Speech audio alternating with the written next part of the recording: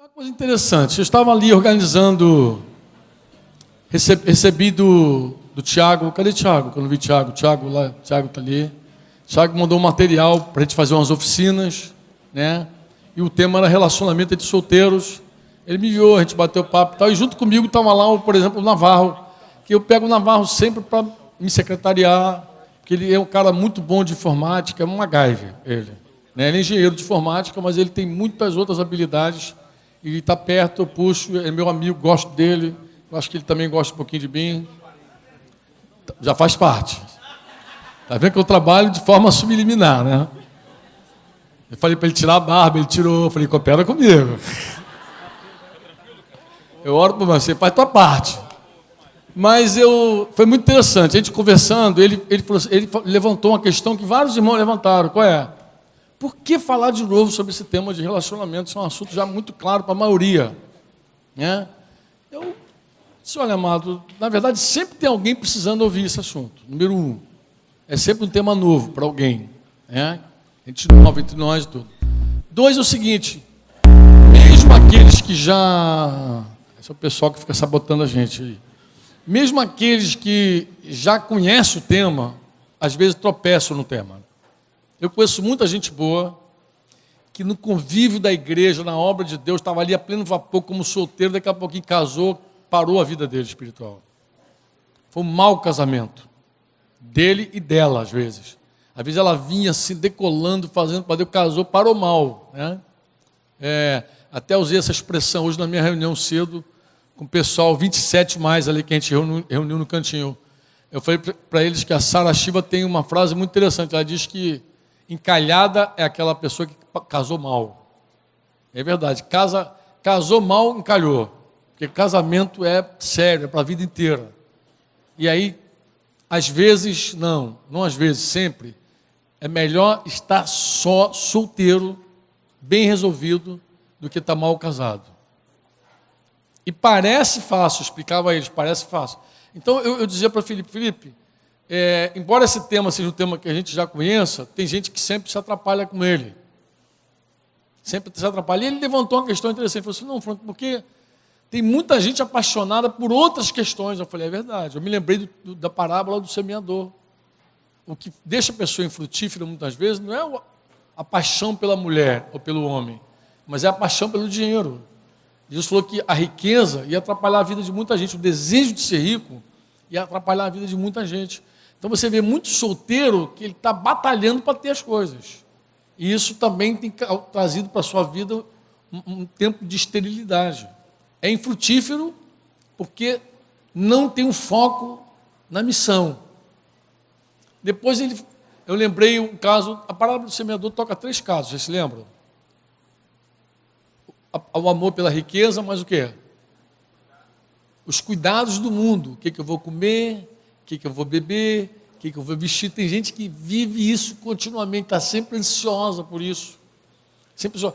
E tem gente que é tão temeroso quanto a isso que nem se arrisca a casar. Porque pensa assim, se já está difícil para alimentar uma boca, imagina alimentar 2. Tem medo, não é verdade. Tem gente que tem medo. E também tem gente que não apenas tem medo, tem gente que idealiza um casamento com festa, não sei o quê e tal. E tem gente que diz, não, tem que estar muito bem empregado. Eu costumo dizer para os jovens, isso tudo é besteira. Porque tem gente que está casado e depois fica desempregado, casado. E tem que viver. O cristão, ele tem uma promessa de Deus, de que Deus não vai deixar ele a pé nunca. Ele tem essa promessa que ele pode buscar o reino em primeiro lugar, a sua justiça, que todas as demais coisas vos serão acrescentadas. Então, aquela galera que também tem esse medo e vive essa coisa do mundo, né? Essa coisa que o mundo gera, né? O que eu vou comer, o que eu vou beber, o que eu vou vestir, que está ansioso com relação à comida, roupa, moradia e tal, normalmente a gente infrutífera. Está lá na parábola do semeador. E também Jesus falou dos deleites da vida, o cara que curte o prazer. Porque tem muito solteiro que já tem prazer fora do casamento. Tem gente que curte a vida, que tem prazer, que descobriu algumas coisas que dão prazer. E aí também ficam. Aí também se deleitam nisso. Não é uma vida consagrada a Deus. Não é uma vida assim, ó, vive para Deus, vive para fazer discípulo. Não é. É uma vida consagrada a si mesmo. Está ali. E às vezes não cabe nenhuma outra pessoa no seu plano. Por quê? Porque uma outra pessoa vai ter que repartir o que tem. Vai ter que sair do seu prazerzinho. Imagina, por exemplo, vou pegar aqui uma coisa, aqui uma fantasia. Imagina um cara que curte videogame. E ele tem uma televisão de 150 polegadas na sala. Não, porque o cara que curte, ele tem que viajar na maionese mesmo, ele tem que ver tudo real, né? Tem óculos 3D. Qual é o PlayStation mais novo? Qual é? Já tem um PS4 já joga tudo. Imagina que ele trabalha e vive aquilo ali só. Ó, só trabalha videogame, trabalha videogame, trabalha videogame. O que uma garota vai fazer na vida dele? Atrapalhar.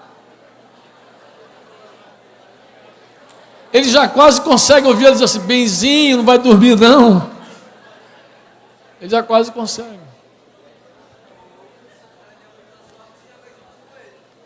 Dá muita sorte.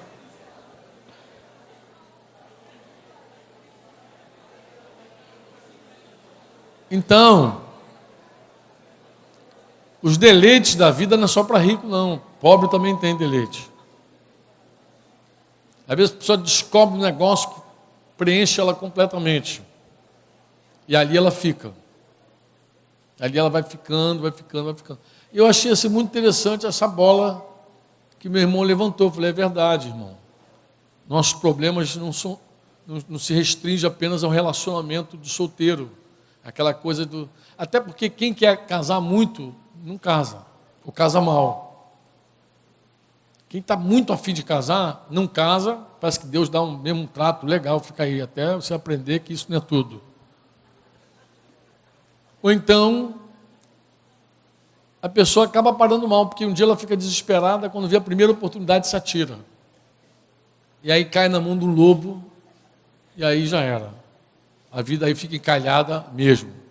Encalha, a vida trava, fica uma coisa ruim demais. Então eu achei muito legal essa conversa. Eu falei, cara, que legal, os irmãos estão amadurecendo. E já conseguem enxergar as coisas mais além. Porque a gente para com essa turma aí dos 27 mais, a gente tem muita coisa que a gente pode trabalhar e conversar. Inclusive a gente quer fazer um retiro. O pessoal de Cabo Frio não tinha chegado ainda. Talvez um outro não tinha chegado também na manhã. Nós queremos fazer um retiro esse ano. Conversamos já com o Samuel, o Tiago estava lá também naquela reunião. E com os irmãos do Rogério, estava também nessa reunião. Leí, Fonseca. Só a galera do planejamento do ano. Então nós conversamos da possibilidade desse ano fazer um retiro para gente adulta, solteiro adulto. E eu estou pensando aqui, meu Deus, vai ter muito assunto legal para gente tocar. Tem muito assunto, que não é só a questão do relacionamento. Muito assunto legal. Muito assunto para confrontar essa turma joia, discípulos de Jesus, porque estão aí caminhando no meio da igreja, permanecendo, né, lutando, mas que precisam enxergar algumas coisas ainda sobre a sua própria vida e a importância do fruto, do foco correto. Do foco correto. Você diz amém ou não? Tranquilão essa ideia? Na boa? Nós falamos sobre isso, coisa que embaraça e que não é relacionamento, embaraça mesmo. E não chega a ser um tema ligado a relacionamento, namoro, noivado, casamento, não é outra coisa. Tem muita gente aí que já está com foco em outra coisa, tá? Tem muito rapaz inseguro, muito rapaz. Eu falei que não é questão de cupido, né? E de verdade não é. A gente quer ajudar também os rapazes que por algum motivo são inseguros, tem medo de um compromisso, de assumir responsabilidade, porque a gente vive num tempo, uma geração em que se combateu muito a masculinidade. Então o homem, ele está mais feminino, a mulher está mais masculina. Se você tiver olhos para ver, você vai ver muita mulher fala grosso, decide, dá ordem unida. E muito homem fofo, delicado, quase uma donzela. Sério. Estou falando sério. E não estou falando nem de homossexualismo, não. Eu estou falando de comportamento. Então tem muito rapaz que, se você fizer assim, ele se assusta. Tem muito homem que a referência dele é a mãe. A mãe forte. Porque a revolução sexual não trouxe apenas a pílula. Não trouxe apenas a... Porque tem gente que pensa que a pílula ela foi inventada com o objetivo de controlar o controle de natalidade, mas não é verdade, tá, amado? A pílula nasceu por conta da revolução sexual, da liberdade feminina. Mas todo aquele movimento feminista dos anos 50, 60, está estourando tudo agora. Agora a gente consegue ver com muito mais nitidez, o efeito sobre os homens principalmente. O homem normalmente ele é bocó, é bobo. Normalmente quando tem um comercial na televisão, tem uma mulher linda, maravilhosa, e um cara igual um mané do lado. Entendeu? Homem é assim, homem é essa figura. Então é difícil você encontrar um homem. Quando eu digo homem, eu não estou me referindo a homem macho. Eu estou falando homem maduro, responsável, homem que acredita, homem que puxa para ele a responsabilidade. Então a gente está numa crise muito grande de homens nesse nível. Homens que se atiram, homens que dizem, vem comigo. Isso reflete inclusive na igreja, porque você vê falta de líderes homens na igreja. Porque é o reflexo, tudo isso aí impacta na igreja. A igreja acaba sendo para nós uma amostra do mundo, em algum sentido. Quando nós começamos a discipular e ver que tem rapazes com a vida muito, muito, muito complicada. Muito complicada. Que você olha e diz, meu Deus, o que houve com esse menino, com esse homem? Já era para ser homem. Eu lembro de um rapaz que comecei a evangelizar, entrar na vida dele, o cara já tinha idade de homem. Mas aí conversando, você vê que era um menino. Um menino, ele era mais imaturo do que alguns rapazes do nosso meio de 22, 23 anos. Então, falta essa comunicação também dos pais com os filhos. Pai homem com filho homem. De comunicar a masculinidade, mas comunicar também que ele é homem. Porque o papel do pai é dizer para o filho, você é um sujeito homem. E ensinar ele a ser homem. Então, muitas famílias quebradas, muita ausência de pai, também trouxe esse transtorno, trouxe essa dificuldade. Então, quando a gente se aproxima de um homem, de um rapaz no meio da igreja, a gente quer ter certeza da posição dele. Se ele está ali aguardando em Deus, realmente, ou se ele é um caso de segurança, de medo, de atrapalhação. Amém? Vocês podem dizer amém ou não? Amém. Cadê Jimenez? Jonathan Jimenez. Eu não estou vendo você, Jimenez. Jimenez, eu posso compartilhar um pouco de tua experiência, de nosso encontro? Então vem cá. Para eu falar mal, você tem que estar aqui. Vou contar aqui uma história aqui que aconteceu comigo e com esse rapaz aqui. Acho que vai ser legal.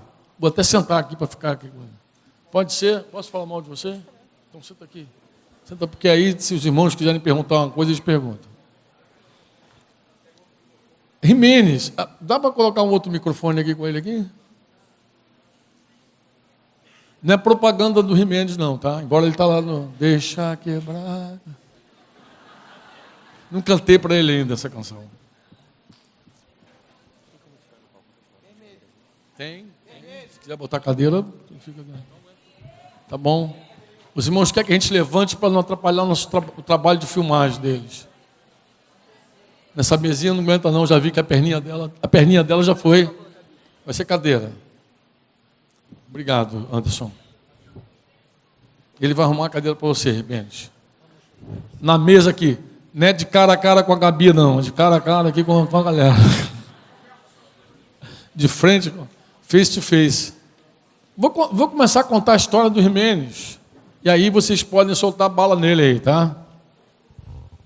Situação é a seguinte, eu conheci esse rapaz da seguinte maneira. Fonseca falou, Franco, tem um chileno que conheceu uma irmã pela internet. O Brasil conheceu pela internet.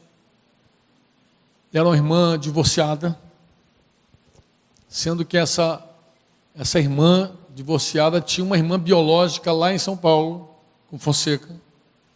E Fonseca falou, Franco, qual é a chance de você encontrar esse rapaz e conversar com ele? Estou preocupado com ele, porque ele é solteiro e ele está andando nesse caminho aí, e a gente nem sabe se a moça divorciada é livre de fato, é divorciada de verdade por Deus.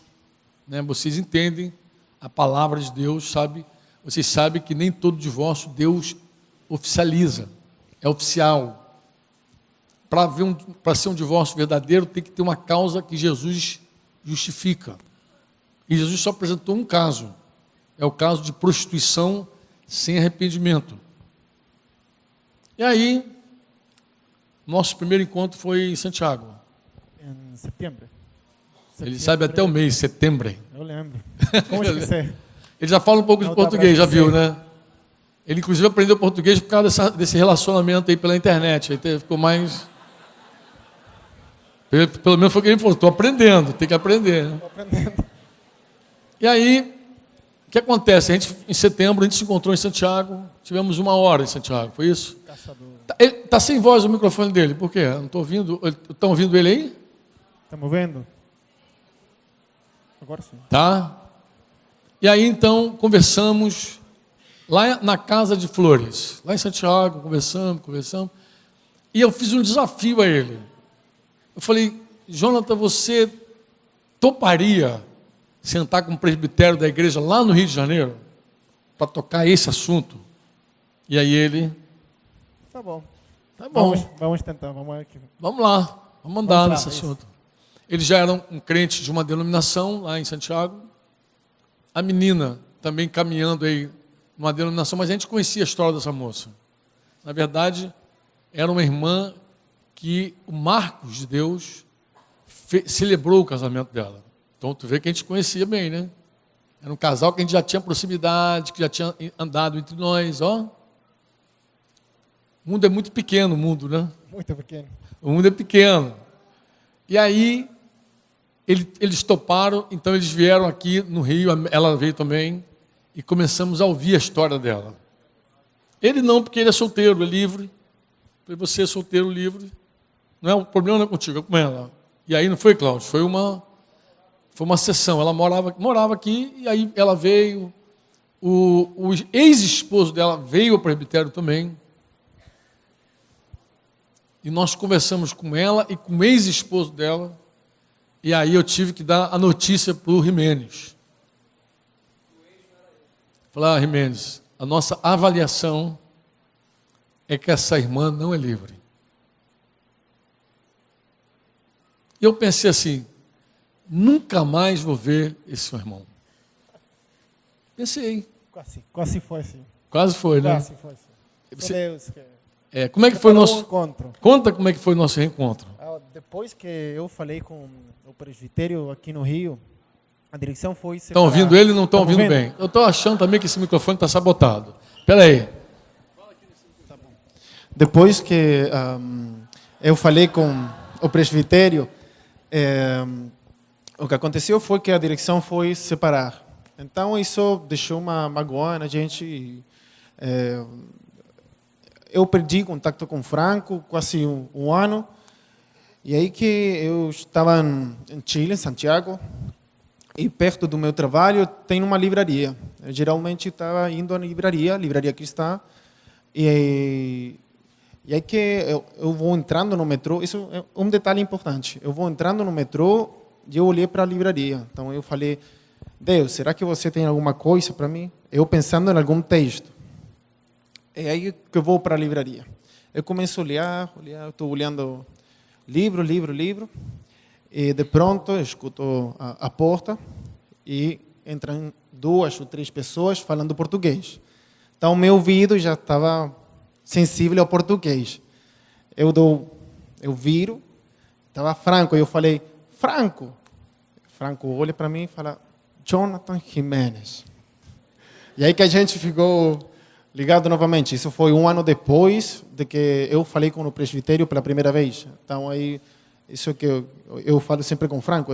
Só Deus, porque Franco mora no Brasil, eu no Chile. Ele estava no Chile fazendo um casamento. 5 dias foi rápida a sua visita. Então, só em 5 dias a gente encontrou e nem marcou para encontrar. Não?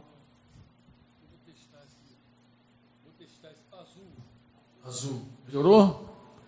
Tá vendo? O negócio é pessoal. Tá me ouvindo, não? Então, cara, eu achei assim uma cristoincidência. Tava na hora do tumulto ali em Santiago. Vai e vem de gente, né? Aquele formigueiro. Aí eu falei, Jonathan, qual é a chance da gente se encontrar aqui, no meio dessa multidão de gente, num horário pontual? Como ele disse, eu estava ali há 5 dias, fui ali para fazer um casamento. E aí joguei a rede, né? Eu falei, cara, não é coincidência, é Deus, Johnny. É Deus, Deus que está nos reconectando. E aí fiz um convite para ele conhecer a igreja ali em Santiago. Falei de Rodrigo, falei, cara, tem um carinha lá que tu vai gostar, cara. Rodrigo Herrera. Lembra? Aí ele levou a irmã dele também, levou tua irmãzinha Kátia. Sim, foi uma reunião no Chile que foi em sexta e sábado. Em sexta fui eu, sozinho, e depois fui com minha irmã no sábado. E aí, depois, quando eu menos esperava, estava ele já vinculado à igreja. Isso. Em Santiago. Muito, muito bênção, né? O tempo passou, o dia eu parei com o Jonathan para saber como é que estava o coração dele acerca de tudo isso, né? E aí, o que está vendo? Porque eu não vi mais ele se aproximar de nenhuma moça, né? E ele falou uma coisa que me deixou assim, muito feliz, né? Ele falou, Franco, eu entendo que o meu tempo agora não é um tempo para eu ficar olhando para nenhuma moça. Mas as irmãs podem ficar tranquilas que esse tempo já passou também, tá? Não, mas eu achei legal ele falar isso, ele falou, não é meu tempo. Ele falou, o tempo não é meu tempo. Lembra dessa conversa? Foi. Eu estava na sua casa em janeiro com minha irmã, eu estive de férias depois. Eu estava com minha irmã 2 anos atrás, e eu falei isso para Franco. Não, eu acho não é o tempo ainda. Não é o tempo. Então eu estava preocupado para saber se tinha ficado alguma ferida daquela história com a moça. E ele falou assim, não é o tempo, eu fiquei feliz, porque eu vi que ele estava são. Ele não estava doente, ele só estava priorizando a vida espiritual dele.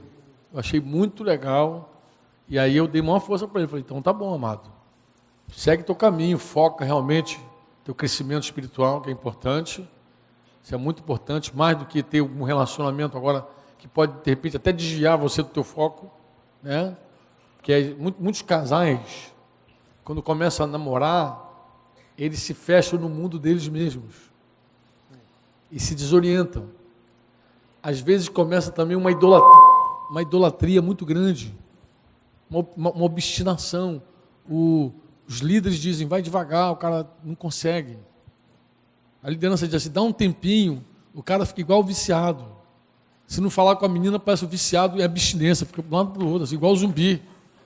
Eu vejo, eu percebo, tem gente assim. Se ficar sem a conexão com a moça, parece que perdeu o chão.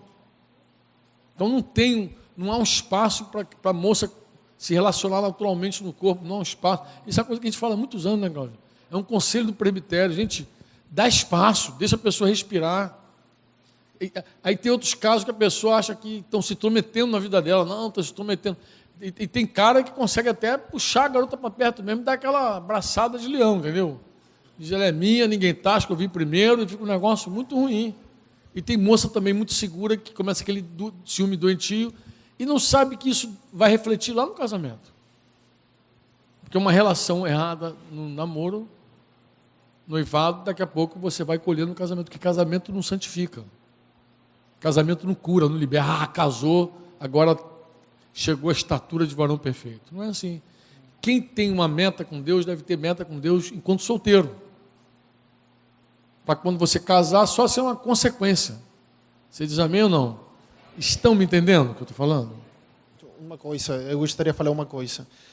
Antes de conhecer o Franco, eu era crente, cristão, mas eu estava numa igreja onde eu ia só como visitante. Não conhecia esse negócio de cobertura, discipulador, nada disso. Então, quando eu conheci o Franco me conectou com meu discipulador atual, Rodrigo. Aí eu comecei a descobrir todo mundo diferente. E aí que o nome do retiro do ano passado, Sozinho Impossível, para mim ficou muito forte no meu coração, porque geralmente, quando você caminha sozinho ou quando você esconde alguma coisa, você vai interpretar da palavra uma coisa errada. Tá? Já aconteceu muitas vezes, que eu falava para Rodrigo, minha cobertura, Rodrigo, mas o texto diz isso. Não, cara, você está errado, está tirando fora do contexto. Não, está pegando a palavra que mais acha cômoda para você e está utilizando. Então, manter um relacionamento ou uma intenção de namoro aberta, falando com a cobertura, que esteja todo luz, eu acho que é uma bênção. Eu abri minha vida e o tempo que eu cresci sozinho, eu cresci muito pouco em comparação a como eu estou crescendo agora, caminhando com o Rodrigo. Obrigado. Tem alguma pergunta, alguma curiosidade? Habla. Tá bom. Como se quedou? Não, eu falei com ela. O Rodrigo me fez uma pergunta. Quando eu conheci o Franco me ligou com o Rodrigo. E aí, no final do relacionamento com essa moça, o Rodrigo já estava na minha vida. Então, ele me falou, Jonathan, você tem a oportunidade hoje, você casa. E depois que tudo que eu vivi com ela, dentro deste processo crítico, além da direção do Franco, me mostrou o coração dela.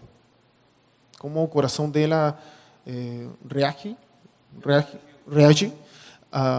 ante uma crise. Então, eu falei, não, hoje não. Então, está fechado, não tem mais nada para fazer. O que eu falei para responder, o que eu falei com ele, tá bom, então essa é a direção, isso é o que eu vou fazer. O Rodrigo me falou, Jonathan, é difícil manter uma amizade, porque você vai voltar no assunto. Você vai falar de quê? Eu não tenho como falar de outra coisa. Não vou falar do céu, da palavra. Não vou falar nada disso. Porque vai ficar rolando no assunto. Então, eu falei com ela todas as minhas motivações, o que eu estava sentindo, a verdade. E aí que eu falei, não dá para ter um relacionamento de nenhum tipo. Respondido? Talvez não tenha ficado claro quando ele disse que, ao tomar conhecimento da decisão do presbitério, a crise se estabeleceu na relação deles. E aí ele começou a conhecer a menina isso. de um jeito que ele não conhecia. A reação dela demonstrou para ele um coração totalmente fora daquilo que ele esperava. Não, e que ainda estava ferido por causa desse casamento. Da situação passada. Ele viu tudo explodir diante dele, foi um vulcão. Isso. Foi um vulcão. Ele viu toda a relação dela também com o ex-marido. Isso mostrou para mim também que essa situação passada não estava fechada no coração dela, porque uma herida fechada não dói. Então, mas uma herida aberta... Ferida, isso. Uma ferida aberta dói. É que os chilenos eles tiraram o F de quase todas as nossas palavras. Os Formiga virou hormiga. Os brasileiros ferida colocaram ficou F. herida. Furacão ficou huracão. Então, de bronca. Mas é uma boa regra para você aprender algumas palavras em espanhol, tá? Quando tu pensar que tem um F, tira o F, bota um H. Um H. Alguma outra pergunta? Tá bom. Claudinho quer que a tua próxima pergunta seja no microfone para registrar a tua pergunta. Tem, não tem? Foi, não foi?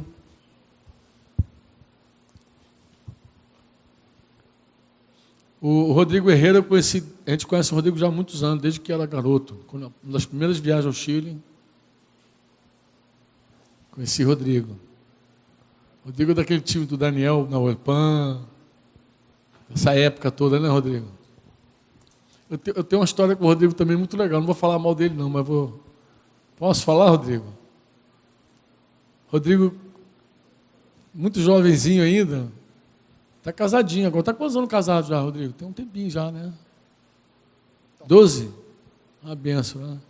Rodrigo hoje lidera um grupo de jovens ali em Santiago, é um pastor ali, Rodrigo, embora ele não é um pastor de tempo completo ali, dedicado, integral, ele é um auditor, um contador auditor, trabalha fora, até um cara muito próspero no trabalho dele, mas ele é muito focado também na obra, de fazer discípulo. Então ele responde lá pela maioria dos jovens ali em Santiago. Mas eu tenho uma história com o Rodrigo muito engraçada, antiga, quando ele recém tinha conhecido que é a esposa dele hoje, a atual esposa. Mas ele tinha se atrapalhado um pouquinho lá na relação dele, e ele esperava que na nossa conversa ia rolar uma disciplina, né? Eu sentei com o Rodrigo para conversar e repreender ele. Sentamos, falei sério com ele, repreendi, mostrei o caminho ruim que ele estava andando, e ele entrou numa assim, e aí, então, qual vai ser a minha disciplina? Eu falei assim, você não tem disciplina, primeiro você tem que ser um discípulo. Primeiro você tem que ser um discípulo, só discípulo é disciplinado. Foi a disciplina do Rodrigo. O Rodrigo ficou tão quebrantado com aquilo. Quantos anos tem isso, Rodrigo? Sei lá, né, cara? Devia ser um garoto, 16 anos, 17. Ele tem 20 anos, 22 anos. Mas foi muito engraçado, porque ele ficou muito chocado por não ter sido disciplinado. Ele esperava uma disciplina, uma ação na vida dele. E quando eu falei que ele precisava primeiro ser um discípulo de Jesus, eu fui forte com ele, não poupei ele não. Ele era rapazinho, bem rapazinho, mas eu falei, não vou deixar passar não, vou marcar o coração desse irmão, porque ele precisa entender como se comportar com a pessoa que ele ama, com o sexo oposto. E aí foi um trato legal na vida dele, Deus se encarregou de amassar o vaso. Anos depois, ele retomou o relacionamento dele com a esposa. Isso ele pode contar também com vocês, se eles quiserem abençoar vocês. Aí vocês ficam na liberdade, tá, Rodrigo? Se quiser abençoar essa galera, contar, aí vocês ficam com a liberdade de puxar a noite aqui, nossa. Porque as nossas noites a gente quer fazer assim. A gente quer abrir as nossas noites aqui com bate-papo, aqui, tá? Deixar você livre para fazer algumas perguntas que estão dentro do nosso tema, ser para fazer discípulo, né? Tem ali uma comitiva que está ali embaixo, mas que vai responder, né? Tem Cláudio, tem Sérgio, tem Marcos de Deus, tem uma galera aí. Marcão está lá atrás, todo bonitão lá, com aquela camisa vermelha. E aí a gente está pensando em abrir um espaço para um bate-papo. Por quê? Porque tem muita curiosidade, tem muita coisa que, às vezes, tem muita pergunta que não chega a nós. Às vezes chega no Facebook, chega em algum lugar que as pessoas mandam pergunta no Facebook, né? Então, como esse assunto...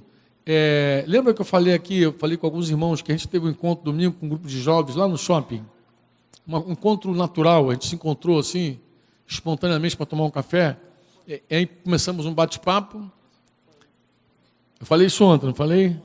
Então, aí começamos um bate-papo, depois eu fiquei pensando, poxa, um bate-papo desse, num retiro, agregaria muito, muito.